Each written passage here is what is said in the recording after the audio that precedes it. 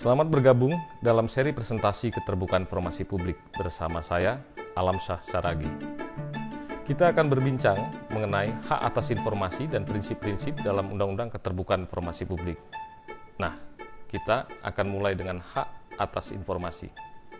Hak atas informasi merupakan bagian dari hak asasi manusia yang bersifat negatif atau dikenal dengan negative human right, sehingga tidak boleh dihalang-halangi dan yang menghalanginya dapat dikenakan sanksi pidana. Pada jenis informasi tertentu harus ada upaya afirmasi, artinya ia harus disediakan atau diumumkan secara proaktif kepada publik, baik diminta atau tidak. Inilah yang disebut dengan proactive disclosure. Hak atas informasi juga hak asasi manusia yang masuk dalam kelompok dirigible right, yaitu hak yang dapat dibatasi atau ditunda.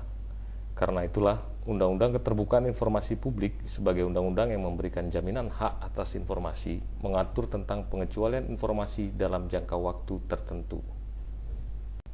Undang-undang memberikan batasan. Pengecualian harus dilakukan secara proporsional.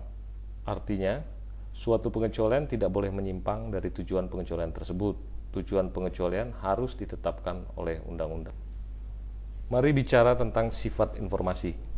Berdasarkan sifatnya, informasi dikelompokkan menjadi dua bagian, yakni informasi privat dan informasi publik. Informasi privat, ia tidak boleh digunakan oleh orang lain kecuali diizinkan oleh pemiliknya. Larangan untuk membukanya didasarkan pada kepentingan untuk melindungi hak-hak pribadi pemiliknya. Informasi publik. Informasi ini boleh digunakan semua orang, kecuali yang dilarang.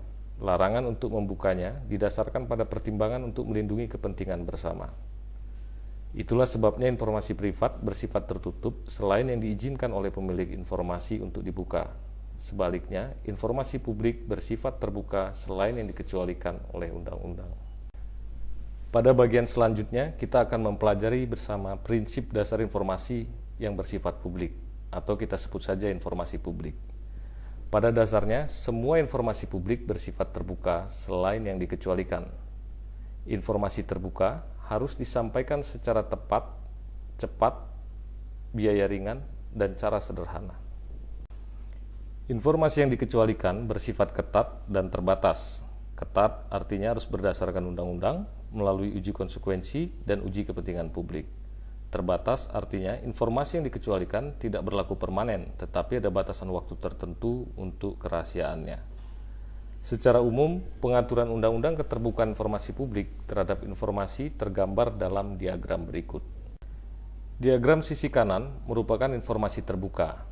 Ia berada di wilayah publik atau public domain. Informasi yang berada pada public domain dapat diakses oleh siapapun tanpa harus mendapatkan persetujuan dari pemegang otoritas. Berdasarkan konsekuensi yang ditimbulkan, informasi dibagi menjadi dua. Di sebelah kanan adalah kelompok informasi yang dapat menimbulkan konsekuensi negatif bagi warga negara jika informasi ini ditutup atau tidak diberikan. Oleh karenanya, disebut sebagai informasi yang terbuka.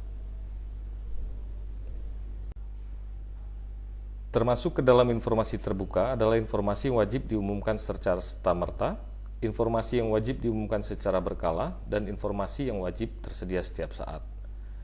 Informasi yang masuk dalam kategori ini wajib diumumkan atau disediakan walau tidak ada permintaan. Inilah yang disebut proactive disclosure. Informasi terbuka lainnya adalah informasi yang hanya diberikan jika ada permintaan. Diagram sisi kiri merupakan informasi yang dikecualikan. Bagaimana menentukan suatu informasi dikecualikan? Prosedur dan mekanisme pengecualian informasi akan dibahas pada seri berikutnya. Demikian pembicaraan kita kali ini. Semoga bermanfaat dan sampai jumpa pada seri presentasi berikutnya. Terima kasih.